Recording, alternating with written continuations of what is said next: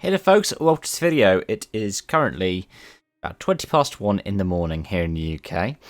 And so this is the first time in a while I've been recording a video late at night. Last time I did something like this and was releasing it through the night was the speculation then confirmation that Sebastian Vettel was to leave Ferrari. And this one, so I'm going to be looking at multiple sources for this. Auto Build, the French publication, have cited race fans. Other publications haven't really cited race fans, but I'm going to attach race fans' article because they were the first ones I saw it through. But there's also The Race. BBC Sport have done coverage. Haven't seen anything in the German press. Haven't seen anything in Autosport. But if I see anything more, I will. And from motorsport outlets, I will be putting out a description below as well, whilst I'm making this video. The news is that Stefano Domenicali, former Ferrari team principal and current head of Lamborghini, is to be taken over from Chase Carey as the head of F1. And that there is quite fascinating news. We were under the impression that Carey was going to be standing down from the role as head of F1 in a while. But he's expected to still, through Liberty Media, have some kind of connection to the sport. And Domenicali seems like a good fit. I mean, if you look at how many people from his time at Ferrari are still in the echelons of F1 and the FIA, I mean, the Race Fans article and a bunch of the other ones point to Jean Todt and Ross Brawn being there. The Race Fans article speculates Lamborghini is up for sale by Audi, or Volkswagen Group, and so that could be potentially why that's going to be happening, and the rumour is it's going to be takeover happening at the start of next season. Now, what are my thoughts about this?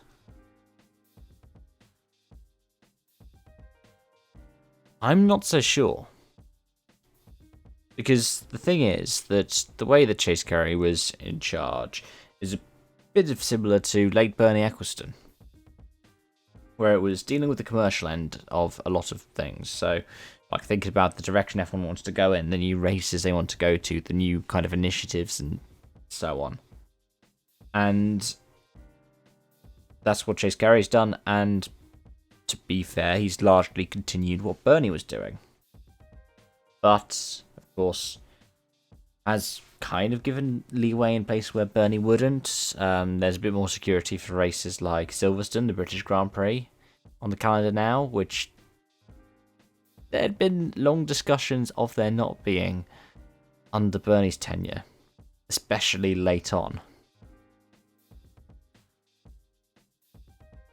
So there's every chance that, you know, it's going to be better for F1 in that way. I mean, what I'd want to see is it's more of an emphasis on having fun, entertaining races for the drivers and the fans, rather than going to places because they're the ones that provided the money. I mean, sure, there are some that are quite fascinating. Singapore, for example, has thrown up a lot of brilliant races, even though the first one was marred by Crashgate. But we have to remember that F1 held its 1000th Grand Prix at Shanghai. The Chinese Grand Prix was F1000. F1 supposedly listening to bids from countries like Saudi Arabia.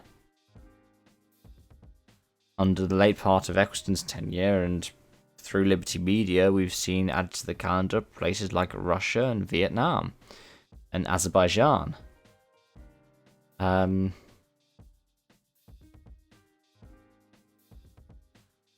We've seen a return this year for Turkey as well. And that's in addition to the places like the UAE, which seems to have managed to get itself the year-ending slot every time. And of course, Bahrain, the first foray into the Middle East in 2004.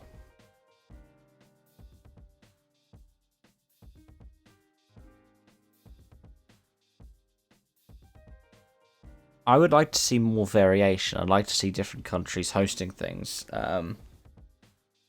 I'd like to see it easier to get Grade 1, or potentially more exemptions in regards to Grade 1, because really Monaco doesn't fit the bill for a lot of that. Maybe there need to be discussions about a future for a Monaco Grand Prix. Just maybe. So no, it's got the kind of thing of, oh, it's part of the Triple Crown, and oh, it's got the nostalgia around it, but it's a race that doesn't pay up. In terms of all the standards, it doesn't meet the same kind of standards that modern facilities do.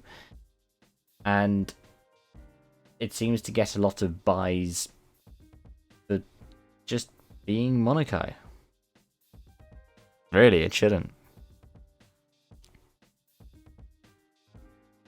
But yeah, that distracts a lot away from the news. So I don't know if there is going to be an announcement. Don't know if it's necessarily true, but you would trust these kinds of publications that are running the story.